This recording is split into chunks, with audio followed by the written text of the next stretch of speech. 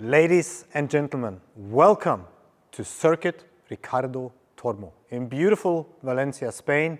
This place is for motorbike enthusiasts a must-have, but also for us car enthusiasts, this racetrack is quite a handful. It is fast, it is flowy, it has very flat curbs, and that of course is something which allows us to cut curbs a lot. We need to make sure that we keep it on track and keep it safe at all times. Let's see how our driver has been executing his job here on the racetrack this time around. Going down the long start-finish straight, we're building quite some speed. As we can see here, passing 230 kilometers an hour, 235 on the brakes. And we can also see how the driver is also emphasizing on using every centimeter of track, even onto the painted surface, marking the exit of the pit lane. Beautiful sunny summer day, we can do so.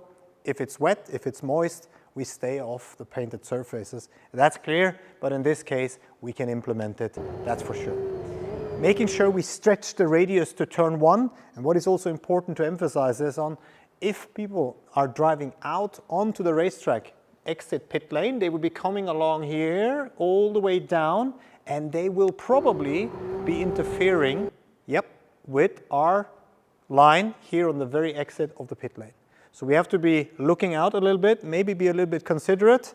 Who is in the right of way? Of course, the driver which is on the racetrack. So if you're exiting the pit lane, make sure you do it safely and allow the cars on track to move on. Right, exit turn one, utilizing that flat curb perfectly. Straight line braking into turn number two. We can see how also the apex points, in this case, no cones, but of course we can see where the apex is because we have next to the red and white curb also an orange marked curb, very aggressive one, which makes sure we stay a little bit off it.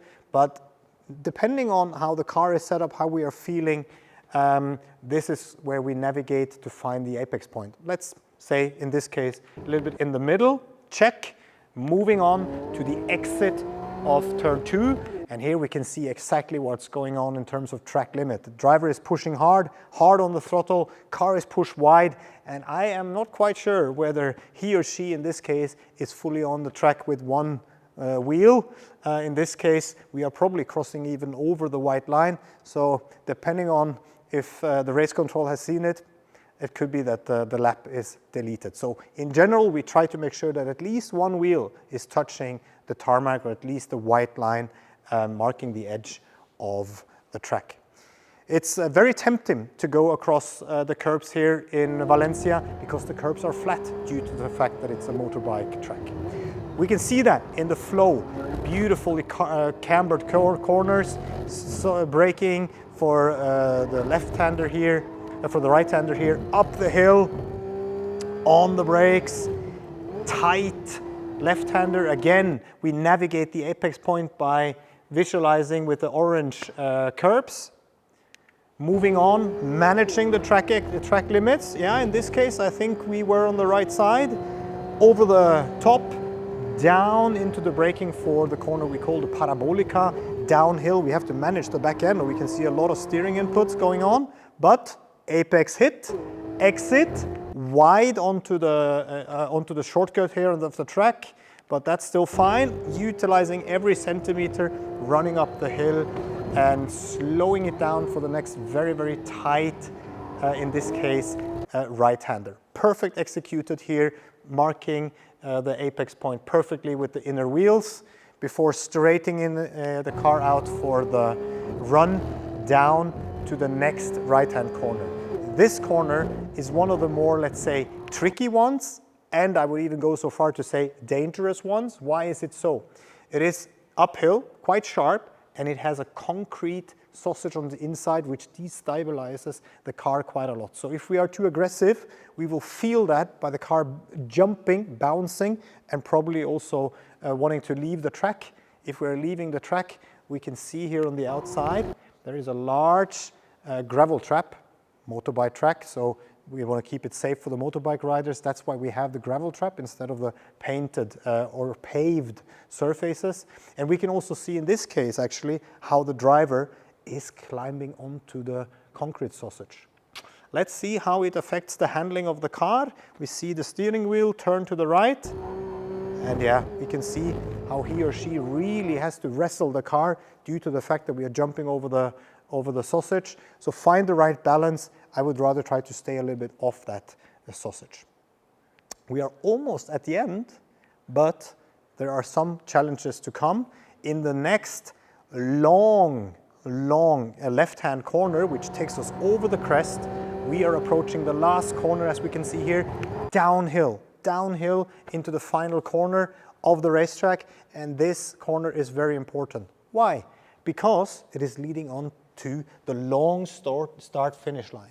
So we need to make sure that that corner is taken perfectly, get a good exit is very important, so that we can really build some speed down, start and finish. And the entry into this corner is where we are right now, and it's a tricky entry. Why? Downhill, and we are cornering all the way through. We have to slow it down, so we can see also here how the driver is really managing and navigating into this corner with a lot of steering input, partially also counter steering due to the fact that we are on the brakes. Nose dives down, rear gets loose, car over rotates, and we need to manage that rotational movements by quick steering response or trying to ease off the brakes if we can, if we have been early enough on the brakes, managing also a little bit the brake pressure. If the car over rotates, leaning a little bit more on the back wheels again will settle the back end. As soon as we approach the apex, also getting back onto balanced throttle will help in this case. So here we can see up until now how the driver has been working quite hard on the steering to get the right line. From now on, with a little bit of balanced throttle, things should settle down. The car should settle in the back. The question is the speed all right, or are we too quick? Will we manage, for example, this very sharp last corner? Will we not violate the track limits? Let's have a look, shall we? Looking, whoa. We can see this exactly at this point. So the speed is definitely good, but the corner is a little bit too tight for that speed. So we are actually carried off the track, as we can see here, with all four wheels. What does that mean? That means that all the work we have put down for this lap would be, if the race director is looking at it, deleted. This lap is not valid because all four wheels are off the track. So we need to make sure that at least one wheel touches the pavement at all time, touches the tarmac, the darker surfaces. In this case, we have been a little bit hot going in, maybe a little bit late on the brakes, struggling a little bit with the slowing down due to the fact that we are late on the brakes, struggling with the speed, struggling with the exit. So a little bit early on the brakes will probably de-escalate this situation and enable us to put the car where it should be, meaningly here on the racetrack, going down the start, finish straight. So this really showcases how the track in Valencia brings a lot of speed, brings a lot of flow, enables us to cut curbs, but we have to do so in the right manner in order for our efforts to pay out. We are looking forward to be spending time with you down there in Valencia. See you there.